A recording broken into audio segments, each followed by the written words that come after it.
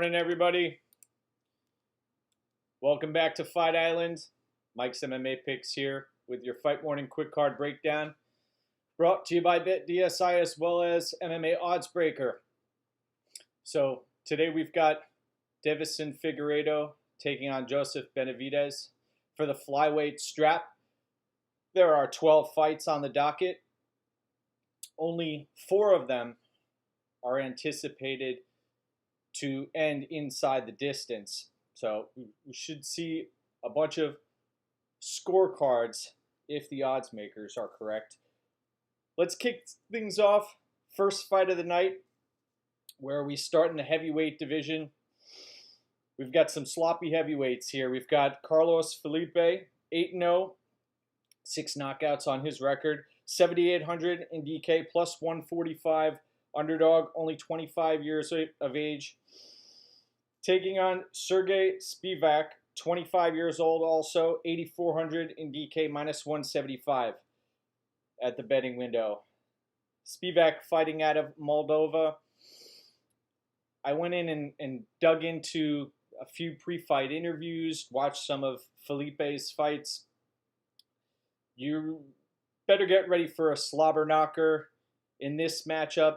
This guy has turned his home into a gym, has a lot of adipose tissue on his body, is a, man, I wonder where they are getting these fighters from. The bottom of the barrel here, but Spivak, you can see he's a authentic fighter to a certain degree, has some semblance of a ground game. Tai Tuivasa worked Tai Tuivasa over, was a bit of a can crusher on the regional scene. This is Spivak we're talking about, but I expect Spivak to come in here and work Felipe over. One challenge for Spivak is if you come at him and bring some strikes, he shells up, and that's his problem, that he is not used to meeting adversity inside of the octagon or overcoming adversity inside of the octagon. But I got to say, Spivak is going to be my pick here. I expect him to get that done. Next up, second fight of the night, we've got Davi Ramos taking on Hermansson-Tsarukyan. Tsarukyan, surprisingly, still only 23 years of age, had that impressive loss to Islam Makhachev. 8,700 in DK for Tsarukyan. That's a fairly high price to pay, knowing that we have grapplers here. Minus 215 favorite. Both of these fighters have an identical reach. Davi Ramos 7,500 in DK, plus 175 underdog. This fight is expected to go to a decision at minus 210. You watch Davi Ramos's fights and you understand his grappling pedigree, and his jiu-jitsu game is incredible. Guy looks like the Incredible Hulk out there. Problem is, if he can't get fights to the ground, runs into some problems. A bit of a berserker, throws with brute force, and if he doesn't lock up a submission in this spot, I think we're going to see Tsarukyan, if he finds himself in any bad positions on the ground, working himself out of them. I also understand that Tsarukyan has spent significant time at Tiger Muay Thai, and I've got to go with the young gun here. I think we're going to see, the longer this fight goes, Tsarukyan run away with it. 14-2 record. I was shocked when I saw how he's managed to take care of himself throughout this pandemic. Tsarukyan's lined himself up with a great team, and I think we're going to see the Brazilian, who has traveled across the globe. I mean, you go back to the Taila Santos fight, and I don't want to take anything off the table considering the way she came out in her spot, but I think that may be an anomaly for a fighter to come out and look that great. Give me Tsarukyan to get the job done. Next up, we head to the men's flyweight fights. We've got Amir Albazi, a Iraqi refugee who now fights out of London Shoot. Coming in 8,600, minus 150 favorite, 26 years of age. We've seen him fight out of Bellator. Taking on a vet here in Malcolm Gordon. Malcolm Gordon, 12-3 record, is the TKO flyweight champion. 7,600 in DK for Malcolm Gordon, plus 120 underdog. A few things that jump off the tape. Malcolm Gordon, large for the flyweight division, is a very quick twitch fiber type fighter. He's going to throw punches and bunches at you, whereas Albazi, I've seen him land a number of slams in his fights. More technical approach from Albazi, more reserved approach. Was in there with Jose Torres. Nice jab. Malcolm Gordon is going to look to engage in a firefight here. He's been knocked out a few times in previous matchups. The lean here is Albazi. This fight isn't expected to go to a decision at minus 160. If you have an opportunity, go back and watch Albazi's interviews about how he ended up where he is today. Incredible story getting out of Iraq. But let's stick to the topic here. I have Albazi winning this fight. Next up, we head to the 135-pound division, where we have a hotly debated contest between Brett Johns and Montel Jackson. Montel Jackson, 9-1 record, 9,100 in DK, minus 215 at the betting window. This line has closed significantly. Both of these fighters are 28 years of age. Brett Johns is going to be at a significant reach disadvantage here. 7,100 for Brett Johns, plus 175 at the betting window. Brett Johns is going to have to come in and look to close distance and make this a grappling affair. If he does not, he's going to get chewed apart at distance. And the quickness of Montel Jackson in the larger octagon is possibly a difference maker in this spot. I have been on Brett Johns in a bunch of his fights. The Joe Soto fight against Gravely.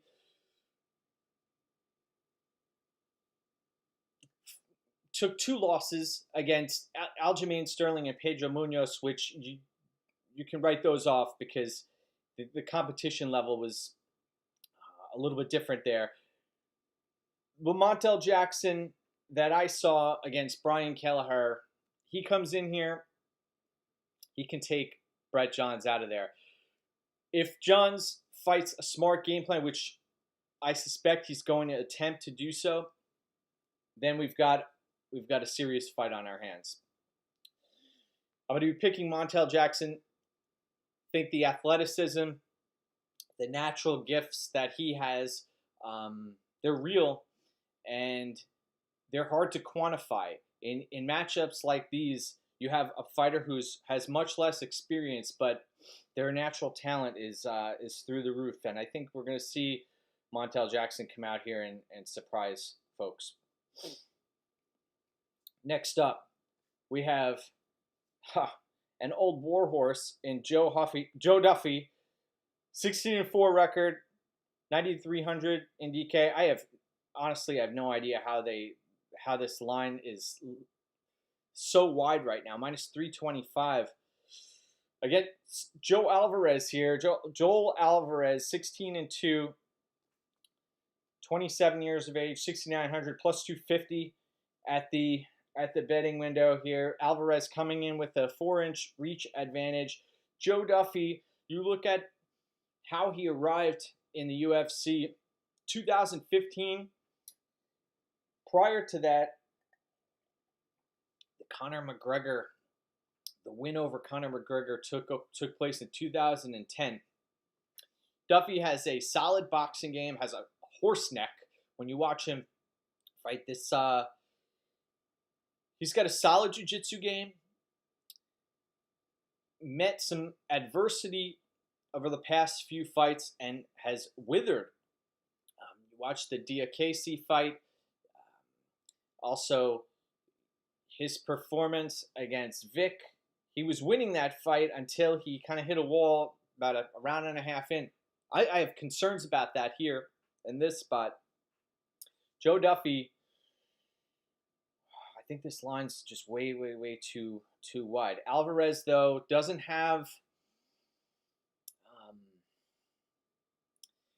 he doesn't have a game that's very threatening. And if Duffy was facing another opponent with a little bit different skill set, I'd be more apt to give them a better chance here. But I'm going to be picking Joe Duffy here to get the win. The problem is, where has Duffy been recently? And I don't think he's evolving, but it should be enough to take out Alvarez in this spot. Very wide line, though.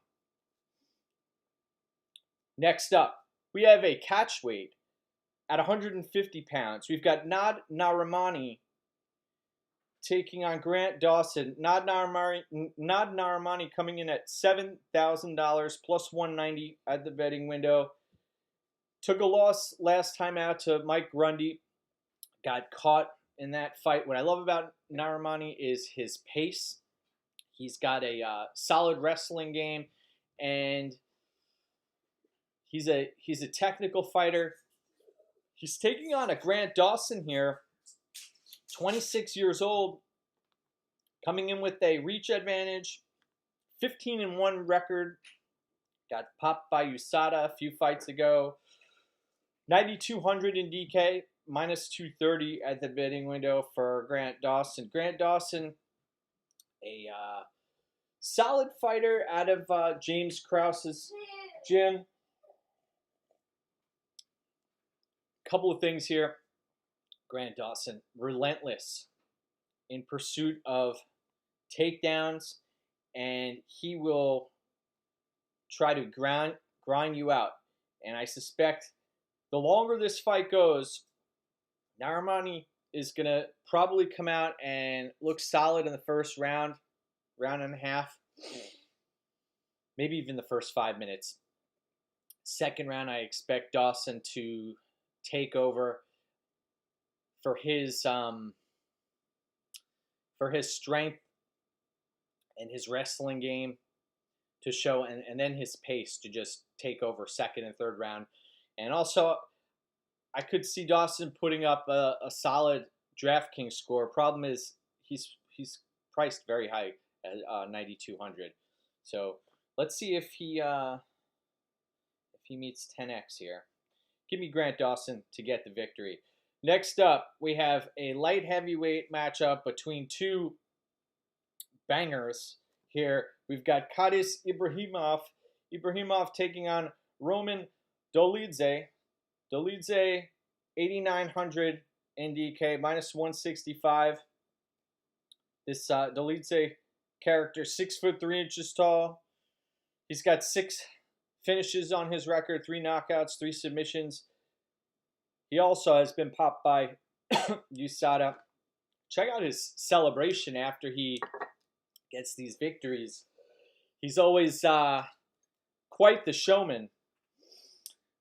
Yeah, Ibragimov, 8-2 record, former M1 champion. But you look at his record, 8-2. How did he get into title fights with such little experience at a professional level? 7,300 in DK, for Ibragimov, plus 135. Underdog. Ibragimov has run into problems throwing the kitchen sink at his opponents early. He's had success early in fights, but runs out of gas. And I suspect this fight is going to end inside the distance. The tape shows me that Dolidze has some solid head movement, is not afraid to sit in the pocket and fight at his pace, but I want to see what happens when Ibragimov comes in and starts throwing the kitchen sink at Dolidze again, because he can't help himself. This is just how he fights. You watch his style. I don't see him getting away from that. And I see this fight ending inside the distance right now. It's lined to end inside the distance at minus 230. This, in my eyes, is a coin flip fight. And I have to lean slightly with the dog here. I think there are some serious question marks with Dolidze's USADA issues and the opponents that he's faced. He's looked like a destroyer in there. But give me Ibragimov to come in and surprise some folks and get his first UFC victory. Next up, we have a tremendous flyweight matchup on our hands where we have Alejandro Pantoja taking on Askar Askarov. Askar Askarov coming in at 7,400 plus 155 at the betting window. And on the other side of the fight, we have Pantoja, who's coming in at 8,800 minus 195 favorite. Look at Pantoja's record, 22-4. He's fought the who's who. This win over Askarov should line him up for a title fight if he's able to get through Askarov. Askarov has yet to taste defeat, has a mixed bag when it comes to his skill set. He's able to wrestle. He's able to shoot for submissions. He's got solid stand-up. He's creative inside of the octagon. And the way he was piecing up Tim Elliott in his fight, there's a few things that can be said there. Askarov's stamina was on display. You have a Tim Elliott coming at you with his hands down. Of course, it's like shooting fish in a barrel, but Askarov looked decent in that spot, and also in the Moreno spot. He was fighting a Moreno Moreno's another guy who's a couple of shots away from a title. But you look at the other side of this fight, and we're not talking MMA math here, but Pantoja, when he is dialed in, he's one of my favorite fighters to watch. This kid has a warrior spirit, has a tremendous submission game, great power for the flyweight division, has a solid gas tank. You watch that Figueiredo fight. Who was coming on at the end of that fight? Who was the god of war in that fight? Pantoja was getting lit up in the first couple of rounds, and then he would not go away. And he came on late in that fight. Pantoja showed his heart. If he does not get knocked out in this spot, Pantoja also has to worry about spending time on his back. That's something that I've noticed throughout his career, that he gives up takedowns. Granted, he's been able to work out of these positions in the past, but it's difficult to bank on somebody who is going to get taken down and then work themselves out from under people. And if Askarov is able to land multiple takedowns, he could win rounds here. But I'm going to be picking Pantoja to win this fight. I think his firepower is going to be too much. I think he's a savvy veteran. You saw what he did going after Schnell early there in the last fight that he was in. Schnell had no chin and was exposed in that spot. So I suspect Pantoja is going to come here and get the job done. Next up, we have a women's flyweight bout between Lipski-Carolina against Ariane Lipski. Lipski, 8,300, minus 125 favorite. And Carolina, 7,900, minus 105. Now, 6-1 record for Carolina. You watch the tape on these fighters, and it's obvious that Carolina is the much less skilled fighter. Lipski has the credentials. She's fought in other organizations that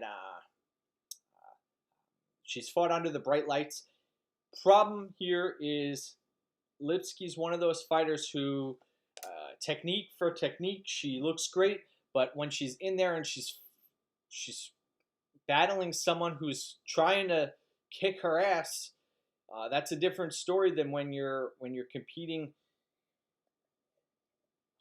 in the gym. And I've been tossing this fight around in my head a number of times here. I harken back to the Jack Hermansson, Jared Cannonier fight. There have been many other fights that have taken place in UFC history and in other combat sports venues where you have someone who is the higher skilled fighter who just, when it comes down to it, can get out-muscled.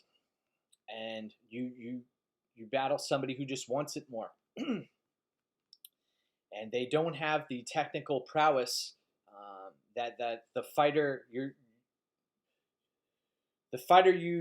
pick to win is the more technical fighter. Yet there's somebody who just is a bulldog. And this is women's MMA. This is low-tier women's MMA. I tweeted this out earlier in the week. This is a very volatile matchup. My mind says Lipski should win this fight. She's the more technical fighter. But Carolina she's a dog, and she's not going to go away. And in that second and third round, especially the later this fight goes, I expect Carolina to come on. I expect Lipski to be sharp early, though. I want to pick Lipski here, but I could see Carolina coming through. So I'll pick Lipski, but my gut's telling me Carolina. All right. So here we go. Next up, we've got lightweights. We've got Mark Diakiese taking on Fiziev. Fiziev, 7-1 record. Tiger Muay Thai fighter. Excellent striker, 27 years old. 7,700 in DK, plus 125 at the betting window. Now, you watched Fiziev make easy work of Alex White. I would suspect Mark Diakiese would do the same, probably get a finish in that spot. 14-3 record for Diakiese. He's got a 1.5-inch reach advantage, has a more diverse game. 8,500 in DK for Diakiese, minus 155 at the betting window. Both of these fighters are 27 years of age. You watched Diakiese has turned a bit of a corner here. He looked solid against Joe Duffy, who we talked about earlier in the card, and then also the Lando Venata fight. Very impressive there. He has a solid ground game, and I suspect we are going to see Diakiese get the better of Fiziev in the grappling here, and I think we're going to see this not be the striking affair that some expect.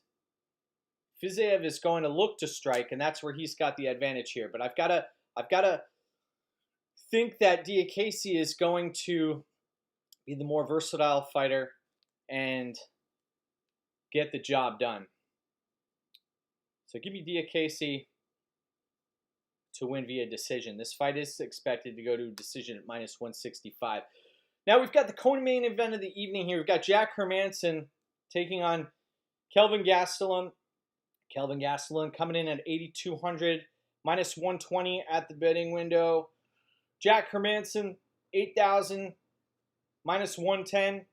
6-inch reach for Jack Hermansson in this spot. 32 years of age, 20-5 record. Had that great win over Jacare Souza. Also the Branch fight. Very impressive in his throughout his career here. He's going to look to, in my eyes, keep distance, land volume. Gastelum's going to try to get dart in, dart out, get in with those 1-2s. This is, in my eyes, the final stand for Kelvin Gastelum here. He's got so much at stake coming on off of back-to-back losses where he looked like crap against Darren Till. And the Adesanya fight, I don't think he's recovered from that bout, to be honest. But I don't want to step too far here. Jack Hermansson, you look at the opponents who he's beaten in the past. He's got a fire inside of him. The lightest fight, he was able to dig deep in that spot, was put in a really tough position against Jared Cannonier. And when he's up against somebody who is built like a brick shithouse, I think Kelvin Gastelum has that lower center of gravity. He may get taken down in spots, but I think that we're going to see Kelvin surprise some folks here with Master Rafael Cordero in his corner. He's got so much to fight for. Talented fighter. Hermansson, though, is going to be coming out, and he's got a great top game, but I want to see what happens when these two guys are on the ground, because Gastelum, his ground game, we don't see much of it, and Hermansson may try to put him there. Give me Gastelum to win this fight. I do not have conviction in this play. I've watched countless hours of tape in preparation for this matchup, and I've been on the fence. This is another matchup where I initially said, you know what, Hermansson's the pick. He's got a wilting fighter he's fighting against in Gastelum, and didn't take this fight with a full camp. That's we're talking about Gastelum here, but I still have to pick Kelvin in this spot. I think that he has enough tools, and still at only 28 years of age, this kid has a tremendous amount of experience. I think we'll see Gastelum get the job done. Interesting fight from a DraftKings perspective. That $8,200, $8,000 price point, that's a sketchy area because you want to pick a winner when you're in that spot. Next up, we've got the main event of the evening. We're here. We've got Deiveson Figueiredo taking on Joseph Benavidez. We've got a rematch on our hands. We've got Benavidez, going to be 36 years of age at the end of the month, 7,200 in DK, plus 185. Underdog, $9,000, minus 225 for Figueiredo. Figueiredo, 32 years of age. Figueiredo made the weight. We can gently tuck that narrative back into bed. The fights against Pantoja, the fight against Elliott, we've seen what Figueiredo can do on the feet. That loss to Jussier Formiga, that was Figueiredo's first loss of his career. You could see that Figueiredo went back to the drawing board. I know he's a black belt, but the way he's come in with his takedown defense, I've been impressed with some of the changes, some of the subtle changes that he's made. Benavidez came out and fought Figueiredo's fight. And one of the reasons I think we saw that happen was he met resistance trying to get these takedowns early on, and Figueiredo was able to shuck Benavidez off in those spots. I think we're going to see a more intense, grappling-heavy approach from Benavidez in this matchup. That's his path to a successful endeavor. I know we saw that Benavidez did win the first round on the judges' scorecards, but when I watched that fight, Figueiredo didn't appear very threatened by Benavidez's punches. He was, in my eyes, leaning forward, asking for it because he wanted to counter in those spots. That is Figueiredo's game. Let's cut to the chase here. I was on Benavidez last time out, and I witnessed what was happening inside of the octagon. Although the judges did give Benavidez that first round, I had a feeling in my gut, and I'm watching this play out. I'm like, you know what? This doesn't look good for Joe B. The tide is turning here, and it may have been due to that botched weight cut. I know that Figueiredo came in at 127.8 pounds, I believe, last time out. This spot, Figueiredo proved a point, made the weight, and I honestly think we're going to see a repeat of what happened last time out. I know that Benavidez has only been knocked out 2 times in his career, but you look at the way things played out. That headbutt was initiated, that clash of heads. It wasn't necessarily a headbutt. That was initiated by Benavidez. Figueiredo has this on Benavidez. He's knocked him out cold just a few months ago. To know that you've done that to someone, it has to be a one-up for Figueiredo. I suspect we're going to see Figueiredo landing the power shots here and coming away with the victory. So Figueiredo is going to be my pick in this spot. He's going to walk away with the flyweight belt. And there you have it, folks. Want to thank everybody for tuning in. Tried to keep this to about 30 to 35 minutes. Break down the 12 fights. And you can follow me at MMA Oddsbreaker, also on Twitter at betmma.tips. If you want to see my plays over at MMA Oddsbreaker, feel free to hop onto the premium section over there. I want to thank everybody for tuning in today. I want to wish you a fantastic fight Saturday back on Yas Island. Go get what's yours, my friends.